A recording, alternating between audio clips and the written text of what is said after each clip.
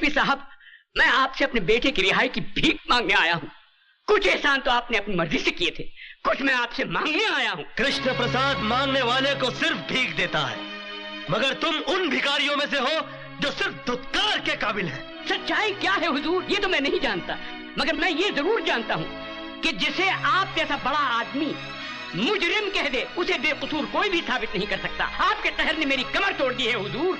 मैं आपके सामने हाथ जोड़ता हूँ, मेरे दीपक को छोड़ दीजिए। ये जानते हुए भी कि उसने मुझे जलील किया, मेरी कंपनी में लाखों रुपए का गबन किया। कृष्ण प्रसाद इज्जत और दौलत दोनों को एक साथ गवाकर खुश रहने वालों में से नहीं है, समझा? रहम कीजिए मुझ पे, मैं बहुत थक गया हूँ। मेरे बूढ़े कंधों पे एक बदनामी का बहुत बड़ा बोझ आ पड़ा है। छोड़ दीजिए मेरे बेटे को।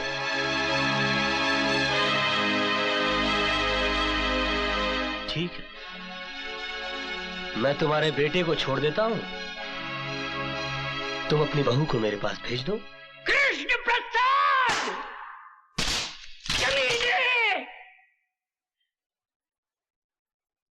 ये किसी गरीब की गर्दन नहीं है, एक टाइकून का गिरेबान है। उड़ा के बाहर फेंक दो इन्हें। कमीने! पहले मेरे बेटे को फंसा दिया, अब मुझसे मेरी बहू मांगता है। अबे मैं तो तुझे देवता समझता था और तू निकला सिर्फ एक आदमी, और वो भी एक नीच और गिरा हुआ आदमी। मिट जाएगा तू, बर्बाद हो जाएगा तू। लोग थूकेंगे तेरे इतिहास पर और लानत भेजेंगे तेरी हस्ती पर। ये मेरी बद्दुआ है तेरे लिए, समझे? ये मेरा श्राप है तुझे, कृष्ण प्रसाद।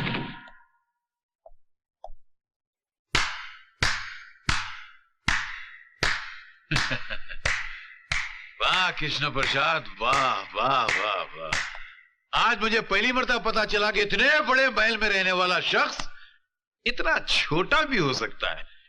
अरे जिस मोहब्बत को तो अपनी मोहब्बत के बल से हासिल ना कर सका, उस मोहब्बत को अपनी कायरता छल कपट से हासिल करना चाहता है। आज मुझे पता चला कि तेरे इस मासूम और भोले चेहरे के पीछे एक शैतान, एक भेड़िया रहता है। मास्टर, चिल्ला मत। तू मोहब्बत में मिटा जरूर है, मगर मोहब्बत के फलसफे को नहीं समझा तू। बहुत ऊंचा फलसफा है, और मैं यहां तेरी शरारतों को रफू करने आया था। तेरी बदतमीजों को रफू नहीं कर सकता मैं जा रहा हूं। अरे जा, मुझे किसी की जरूरत नहीं है। अरे जब मैंने अपने दिल में रहने वालों के जाने का अफसोस नहीं किया, तो घर से जाने वालों की परवाह क्या करूंगा। मास्टर, तो सिर्फ बातों की चिंदियां रफू कर सकता है, दिलों के चिथड़ों को नहीं। चल जा, कोई जरूरत नहीं है मुझे किसी की।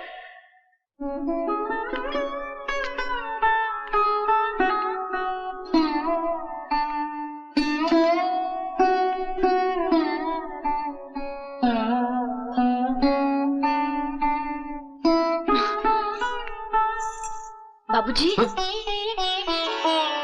क्या कहा कृष्ण प्रसाद ने? अरे कहेगा क्या, वो खुद दीपक को छुड़ाएगा। आखिर वो भी तो किसी का बेटा है, वो भी तो समझता होगा कि बेटे पे हुए अन्याय बाप को किस तरह रुलाते हैं। उन्होंने कहा क्या बाबूजी? कहा ना वो छुड़ा देगा। बाबूजी, मेरे चेहरे पे घूंघट नहीं है, मैं आपकी आंखों में अपमान के आंसू देख रही हूँ। कोई ऐसी कड़वी बात अब सुनकर आए हैं जिसे कहते हुए आपकी जुबान आपका साथ नहीं दे पा रही है। मुझे बताइए बाबूजी, पति के गम से ज्यादा गमगीन कोई बात नहीं हो सकती जिसे एक पति सुन ना सके। मेरी बात तो सुनो बहू। मैं आपकी बात समझ रही हूँ बाबूजी, मगर ये नहीं समझ पाई कि कृष्ण प्रसाद मेरे पति को छोड़ना नहीं चाहते या आप उसे छुड़ाना नहीं चाहते। हाँ, मैं छुड़ाना नहीं चाहता।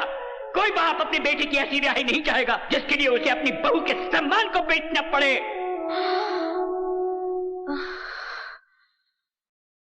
बस बाबूजी,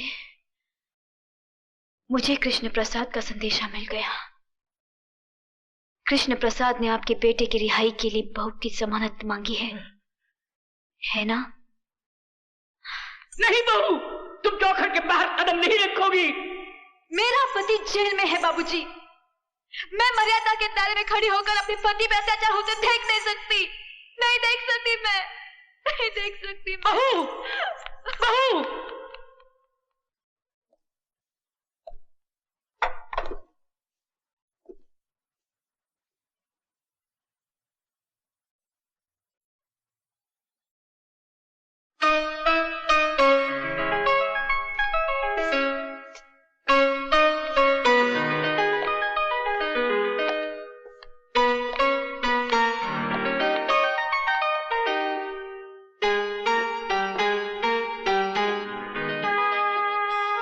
मैं आ गई हूं केपी साहब,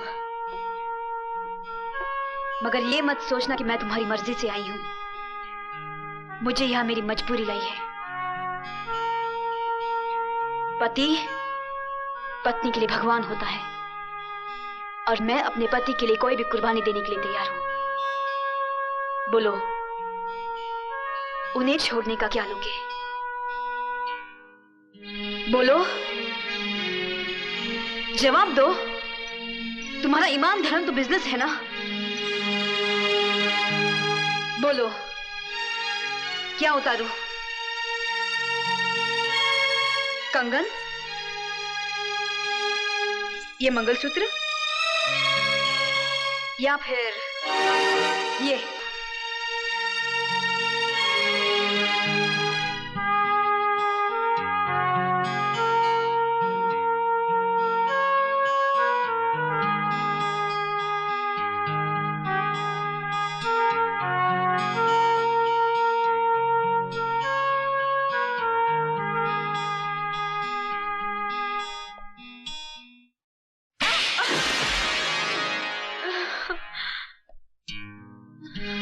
तुम क्या समझती हो मुझे तुम्हारे जिस्म की जरूरत है? तुम्हारे शरीर की भूख है मुझे?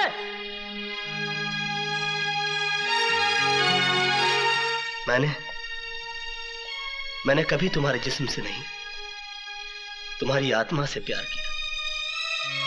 लेकिन तुमने मेरी कद्र नहीं की, मेरा इंतजार नहीं किया। मुझे किसी गुजरे हुए वक्त की तरह भुलाकर किसी और का हाथ थाम लिया।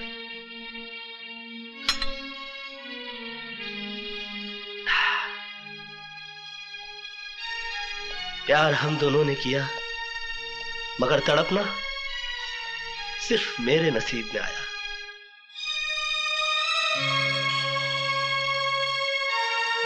मेरा तुम्हारा नाता तो उसी दिन टूट गया जिस दिन तुम्हारी शादी हुई।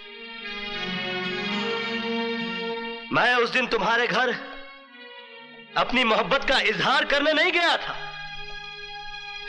अपने दर्द, अपनी तड़प का हिसाब मांगने के लिए नहीं गया था, बल्कि उस रात पार्टी में हुई इस गलती की माफी मांगने के लिए गया था जो तुम्हारे जुदाई, तुम्हारे सोग में चोट खाए मेरे दिल के हाथों हो गई। लेकिन तुमने मेरे जज्बात को नहीं समझा, मुझे कोई गिरा हुआ या घटिया आदमी समझकर धिक्कार दिया। मैंने तुम्हारे साथ जो भी किया वो बदला लेने के लिए नहीं किया, बल्कि तुम्हें इस बात का एहसास दिलाने के लिए किया कि तुम जो सोच रहे हो ऐसा नहीं है। मेरे मन में कोई खोट, कोई पाप नहीं है।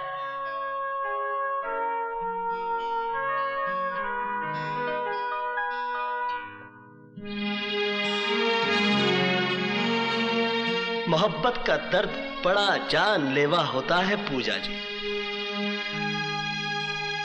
मैंने तो तुम्हें माफ किया, मगर दोबारा कभी इंसान का जन्म मिले तो मोहब्बत जरा सोच समझ कर कीजिएगा।